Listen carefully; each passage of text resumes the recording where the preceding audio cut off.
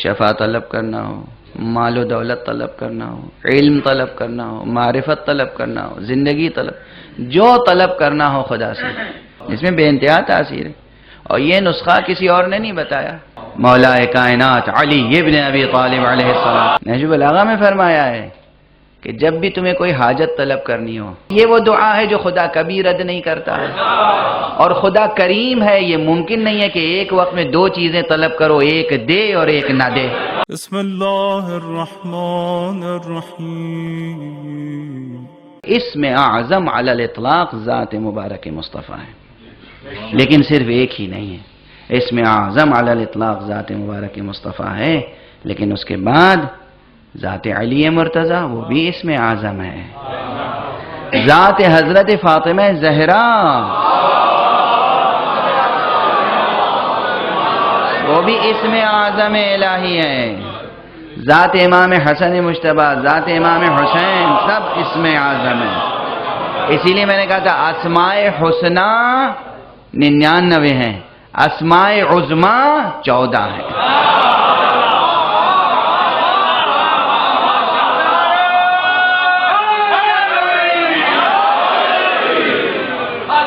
اسماء عظمی 14 ہیں، آخری اسم اعظم کا نام بقیت اللہ الاعظم۔ توجہ ہے، بس اب 2 جملے کہوں گا، چونکہ ایک بات سمجھانے کے لیے ایک تمہید چاہیے ہوتی ہے۔ کل میں نے ایک جملہ کہا تھا کہ وجود مبارک و مقدس حضرت صاحب الزمان علیہ السلام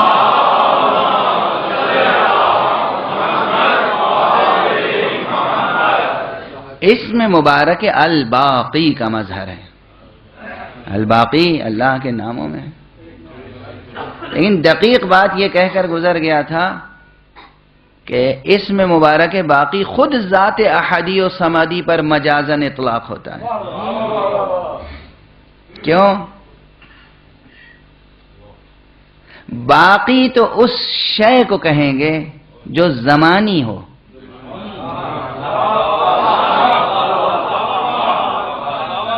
تسلسل و استمرار زمان میں جو چیز باقی رہے، بقا کا تصور زمان کے بغیر ہو ہی نہیں سکتا۔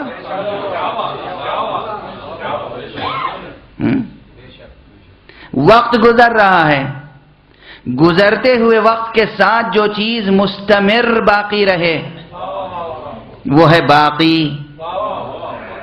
جہاں زمان کا دخل ہی نہ ہو اس پر اس میں باقی کا اطلاق عقلاً ممکن نہیں ہے۔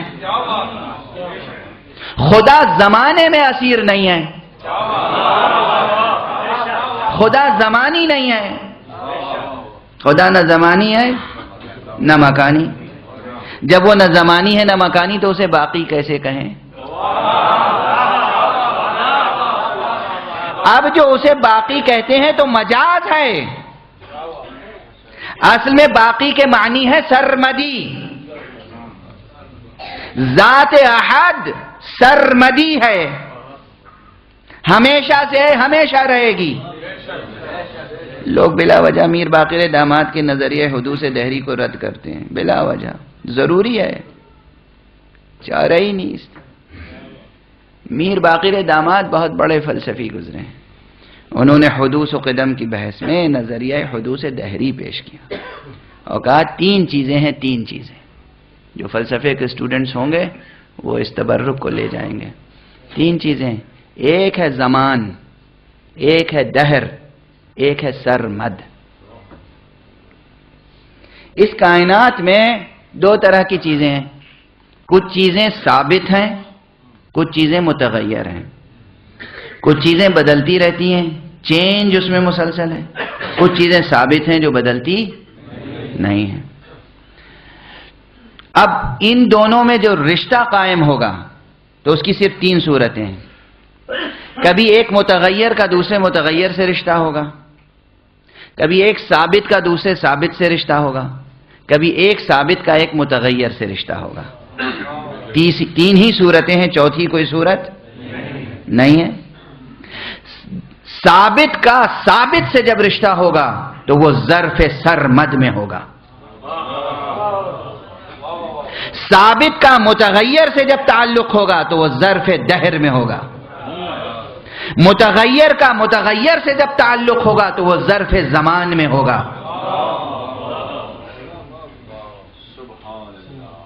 توجہ ہے؟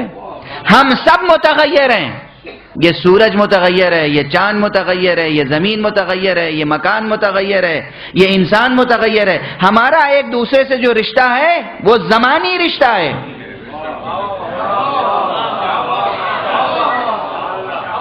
ہمارا ایک دوسرے سے جو رشتہ ہے وہ ہے زمانی رشتہ۔ توجہ رہے، توجہ رہے۔ لیکن ایک قائم حقیقت ہے، ایک ثابت حقیقت ہے۔ ہمارا اس ثابت حقیقت سے جو رشتہ ہوگا وہ ظرف زمان میں نہیں ہو سکتا، ظرف دہر میں ہوگا۔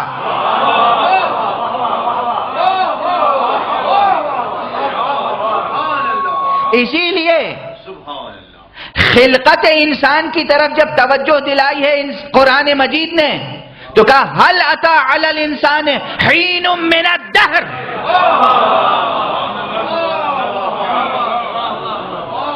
زمان کا لفظ نہیں استعمال کیا، وقت کا لفظ نہیں استعمال کیا، دہر کا لفظ استعمال کیا۔ کیا انسان پر کوئی ایسا وقت بھی گزرا ہے؟ ہماری زبان محدود ہے، ہم دہر کا ترجمہ بھی وقت کرتے ہیں، زمان کا ترجمہ بھی وقت کر دیتے ہیں، چونکہ ہماری زبان محدود ہے، ورنہ زمان اور دہر میں فرق ہے۔ متغیر کا متغیر سے رشتہ ہوگا یا تعلق ہوگا، معاملہ ہوگا تو ظرف زمان میں ہوگا، متغیر کا ثابت سے ہوگا تو ظرف دہر میں ہوگا۔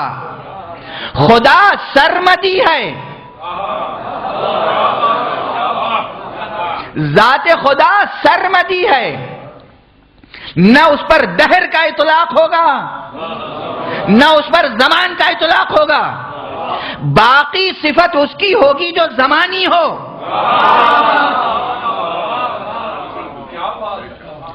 ہر ظرف میں اس کے آیات ہیں، ہر ظرف میں اس کی نشانیاں ہیں۔ ظرف سمد میں تو وہ خود ہے،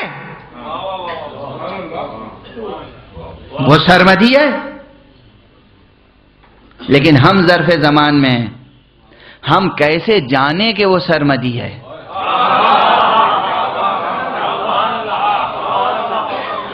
ہمارے سمجھانے کے لیے کہ میں سرمدی ہوں، وہ زمانی اور مکانی افراد کو باقی بنا دیتا ہے۔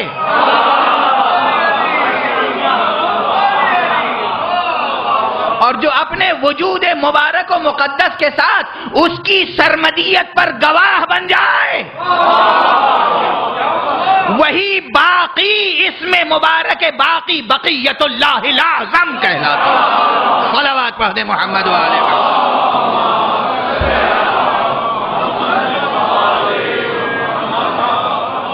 ایک اور صلوات پڑھ دیں محمد۔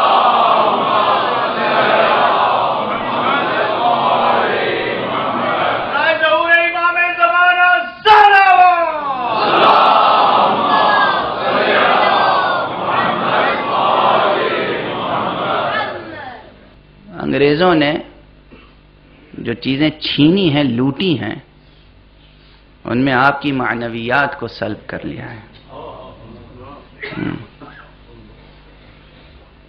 ہم نے بہت سے سنجیدہ لوگوں کو یہ پھپتی کستے ہوئے دیکھا ہے، علماء پر، ارباب ولا پر، عاشقان محمد و آل محمد پر۔ جب وہ کوئی دعا کوئی چیز بتاتے ہیں تو کہتے ہیں سبحان اللہ، ارے جی ہر مرض کی دوا صلی علی محمد، مذاق اڑاتے ہوئے میں نے سنا ہے، نعوذ باللہ۔ محمد اسم اللہ الاعظم ہیں،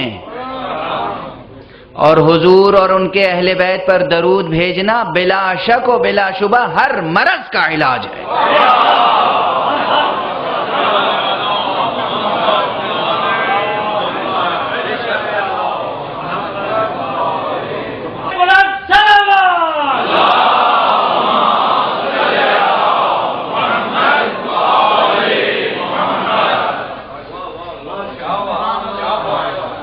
یہ نسخہ لے کر جائیے گا، بھولیے گا نہیں۔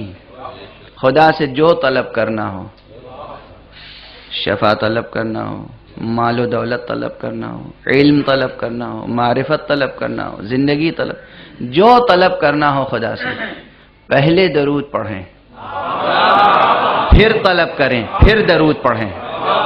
خدا مجبور ہے دینے پر۔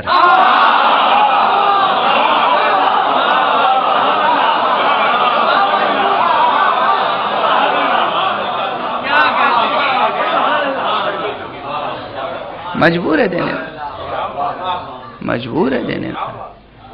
اور طلب کے باوجود اگر دیر میں پوری ہو طلب تو سمجھ لیں کہ وہ طلب آپ کے لیے مناسب نہیں ہے، بس یہ سمجھ لیں کہ مناسب نہیں۔ جو طلب کرنا ہاں، کوشش، جد و جہد، جو فطری طبیعی طریقے ہیں وہ اختیار کرنے ہوں گے۔ علم حاصل کرنا ہے، کتابیں پڑھنی ہوں گی، علماء کے پاس جانا ہوگا، مدرسوں میں جانا ہوگا، یونیورسٹیز میں جانا ہوگا، ریسرچ کرنی ہوگی، ساتھ ساتھ خدا سے دعا بھی کرتے رہیں درود کے ساتھ۔ پروردگار میں محنت کر رہا ہوں، اس محنت کو برابر فرمانا تیرا کام ہے۔ رزق و روزی کا مسئلہ ہو، خوب محنت کیجئے، خوب سعی کیجئے۔ صبح کی بیداری شرط ہے، صبح بیداری کیجئے، سحر خیزی کیجئے، محنت کیجئے، اس کے بعد دعا کیجئے درود کے ساتھ۔ درود، محمد اور آل محمد پر درود، صلوات، اللہم صل علی محمد و آل محمد، اس میں بے انتہا تاثیر ہے۔ اور یہ نسخہ کسی اور نے نہیں بتایا۔ کون جانتا تھا کہ اللہ کی مجبوریاں کیا کیا ہیں؟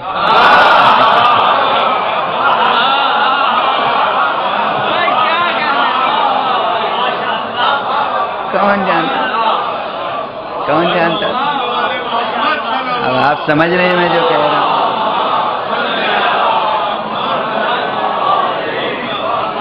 اللہ مجبور نہیں ہے، سوء ادب نہ ہو، لیکن آپ کی محبت کی زبان، غزل کی زبان، شاعری کی زبان استعمال کر رہا ہوں، شاعری کی زبان استعمال کر رہا ہوں۔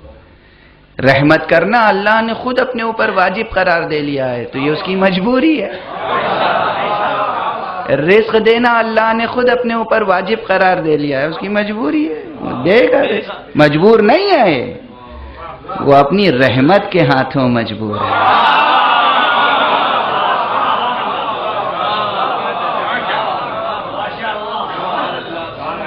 لیکن کسے معلوم تھا؟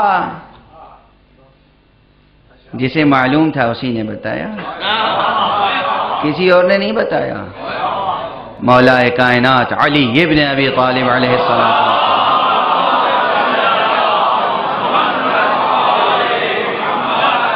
نہج البلاغہ میں فرمایا ہے، نہج البلاغہ میں فرمایا ہے کہ جب بھی تمہیں کوئی حاجت طلب کرنی ہو تو اللہ کے رسول پر اور اہل بیت پہ درود ضرور بھیجو، اس لیے کہ یہ وہ دعا ہے جو خدا کبھی رد نہیں کرتا ہے، اور خدا کریم ہے، یہ ممکن نہیں ہے کہ ایک وقت میں دو چیزیں طلب کرو، ایک دے اور ایک نہ دے۔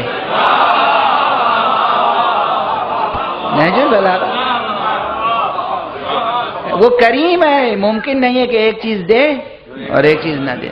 بہرحال تو بات یہاں تک آ گئی کہ اب آپ کے ہاں مجلسوں میں درود کے نعرے کم لگتے ہیں،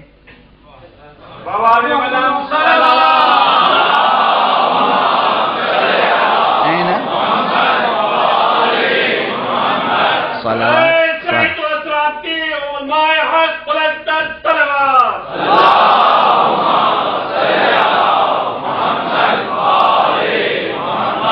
صلوات مجلس عزا کی زینت ہے، صلوات علمی مجالس کی زینت ہے، ہر خطبے میں صلوات ہے، درمیان میں صلوات، آخر میں صلوات، نماز کی زینت صلوات، زینت ہی نہیں نماز کی شرط قبولیت ہے صلوات، صلوات کی بڑی اہمیت ہے۔ درمیان میں آ گئی تھی بات تو میں نے عرض کر دیا، لیکن عرض کیا کر رہا تھا کہ